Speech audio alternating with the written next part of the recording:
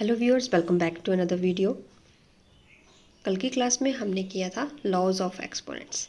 अब laws of exponents को हम यहाँ एक्सरसाइज 1.6 में कैसे अप्लाई करेंगे वही देखेंगे। स्टार्ट करेंगे फर्स्ट क्वेश्चन से। पहला पार्ट है 64 रेज टू पावर 1/2। इसकी वैल्यू कैसे निकालेंगे। पहले आपके पास जो टर्म्स दी है पावर के बिना, जो अंदर आपके पास टर्म दी गई है उसकी कर लीजिए आप प्राइम फैक्टराइजेशन। ठीक है, प्राइम फैक्टराइजेशन स्टार्टिंग से करके प्रोसीजर ये है इसका।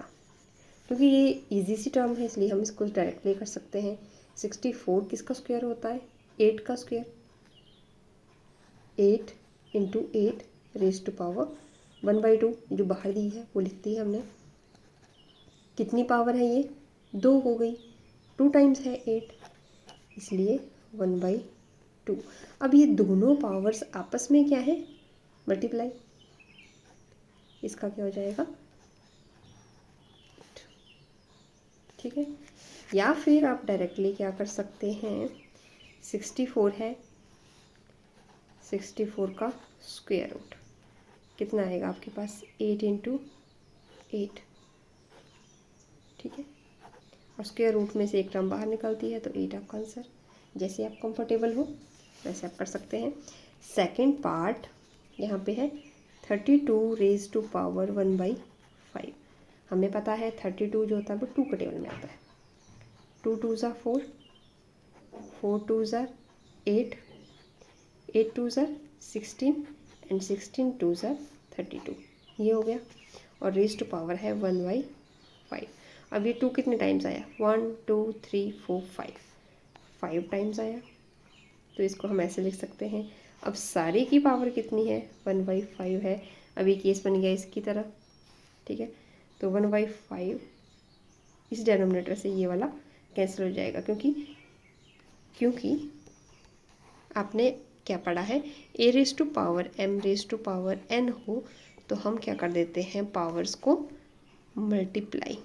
तो मल्टीप्लाई करेंगे तो ऑटोमेटिकली ये कैंसिल हो जाएंगे। आपके पास आंसर क्या बचेगा? 2। ठीक है, नेक्स्ट पार्ट में 125 रेज टू पावर 1/3। और 125 की जब आप ऐसे प्राइम फैक्टराइजेशन करेंगे तो आप पाएंगे 5 5 ज़ार 25 और 25 5 ज़ार 125 ये होता है। अब 5 कितनी बार आया? 3 बार आया। और सारे की पावर कितनी है? 3। ये इससे ये कैंसिल, आपके पास आ गया answer 5। Very very easy question. Question number 2 first part हमारे पास है 9 raise to power 3/2। 9 raise to power 3/2। तो 9 को हम कैसे लिख सकते हैं? 3 3 ज़ा 9। और जो पावर बाहर दी गई है इसको सेम टू सेम वैसे लिख दिया। 3 आ रहा है आपके पास 2 टाइम्स, तो मैं इसको ऐसे लिख सकती हूँ। अब सारे की पावर कितनी है? 3/2। अब वो identity, because a raise to power m raise to power n is equal to a raise to power m n, उसकी वजह से ये क्या हो गई, पावर आपस में मल्टीप्लाई हो गई। ये हो गया कैंसिल, बच गया आपके पास रिजल्ट 3 रेज टू पावर 3। तो आ गया आपके पास आंसर 27। 3 3 ज़ा 9, 9 3 ज़ा 27।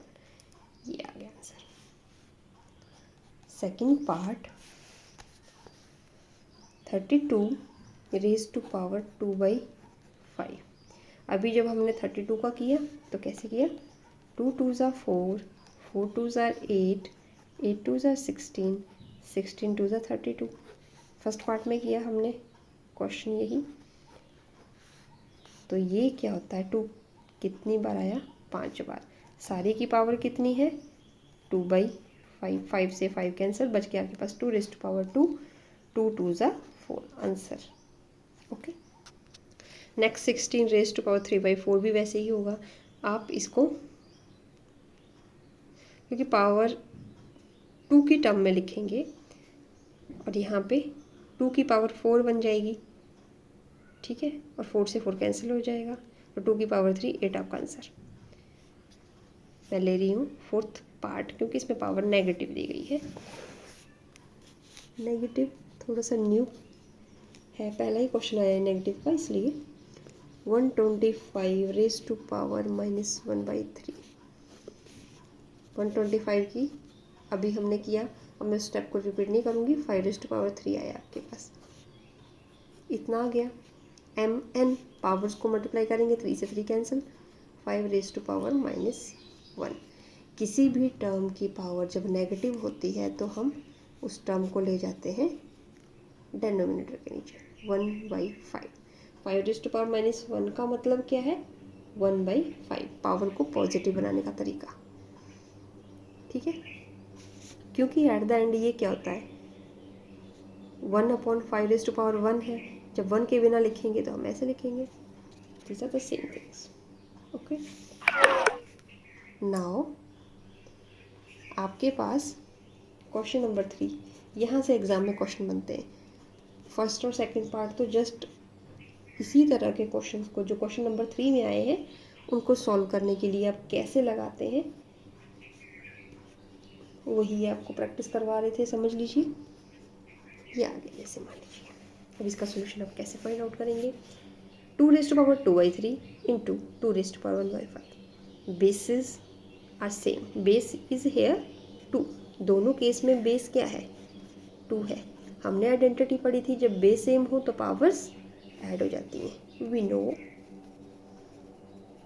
a raised to power m into a raised to power n is equal to a raised to power m plus n। Exam में आपको मार्क्स स्कोर करने के लिए साथ में आइडेंटिटीज़ मेंशन करना बहुत ज़रूरी है, तो आप ये मेंशन कर देंगे। सो दिस इम्प्लाइज ए आपके पास है 2, m है आपके पास 2/3, n है आपके पास 1/5, ये हो जाएगा। अब पावर्स का क्या ले लेंगे हम, एलसीएम। 5 और 3 का एलसीएम आ गया आपके पास 15। 15 को डिवाइड किया 3 के साथ, आपके पास आ गया 5। 3 5 ज़ार 15, जो डिवाइड करके आया उसको ऊपर किया मल्टीप्लाई, 5 2 ज़ार 10।